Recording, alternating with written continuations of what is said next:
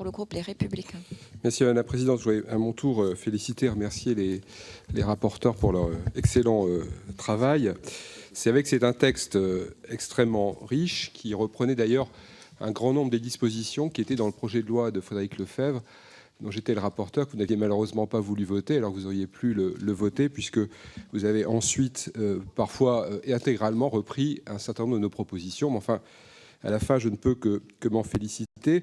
Et donc, du coup, il y a effectivement dans ce texte des avancées au profit des consommateurs, quelques réussites, ça a été dit, mais aussi aujourd'hui un texte qui est quand même, dans sa mise en œuvre et quant à ses conséquences concrètes, assez décevant. Alors peut-être que nous manquons encore de recul et de temps. Je dirais que si on veut vraiment soutenir les consommateurs, il faudrait leur redonner du pouvoir d'achat, rétablir par exemple les heures supplémentaires défiscalisées ou mettre fin au matraquage fiscal. Ce serait là une vraie mesure et une vraie main tendue vers les consommateurs. Alors, j'ai un certain nombre de questions à vous poser. En ce qui concerne les décrets non publiés, alors M. Kemel nous dit qu'il y a 91% des décrets qui ont été publiés. OK, mais tout dépend de savoir l'importance des 9% qui n'ont pas été publiés. Donc, s'agissant des 6 décrets non publiés, est-ce qu'on peut en savoir un peu plus ? En ce qui concerne la mise en œuvre du texte, c'est un texte qui est très complexe. Alors certes, peut-être facile à mettre en œuvre par les grandes entreprises, mais est-ce que vous avez rencontré les PME, les TPE, les artisans, ceux qui n'ont pas des services juridiques à leur côté et qui peuvent avoir des difficultés à mettre en œuvre ce texte? Est-ce qu'il n'y a pas une mise en œuvre en fait à 2 degrés ou à 2 niveaux? Ceux qui ont les capacités de comprendre cette législation complexe et de la mettre rapidement en œuvre, et ceux qui ont plus de difficultés pour la mettre concrètement en œuvre. Donc, est-ce que vous avez pu faire ce constat à l'occasion de vos auditions?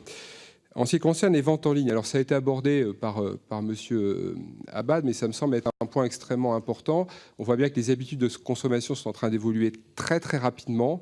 Est-ce que ce texte est adapté à ces nouvelles habitudes de consommation? Est-ce que malheureusement on ne sera pas obligé de revenir dans quelques temps sur certaines des dispositions au regard justement de l'évolution des habitudes de consommation? Je pense notamment à des achats en ligne en France, mais également à l'étranger depuis le territoire français. Et ça, c'est un point aussi que vous n'avez pas abordé, mais qui me semble extrêmement important. Comment protéger le consommateur français quand il achète un produit sur Internet? C'est devenu très facile.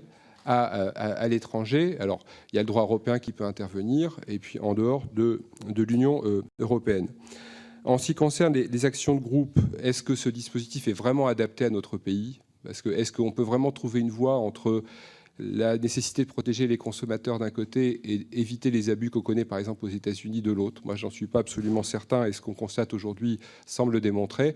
Et en ce qui concerne le fait maison, avec d'autres, j'avais dénoncé le fait que la loi serait inefficace, et l'est concrètement. La seule solution, c'est de demander à ce que l'appellation restaurant soit réservée à ceux qui cuisinent effectivement des produits sur place. On l'a fait pour la boulangerie, on peut le faire demain pour les restaurants, et là on aurait une vraie mesure efficace, simple à mettre en œuvre et visible pour les consommateurs.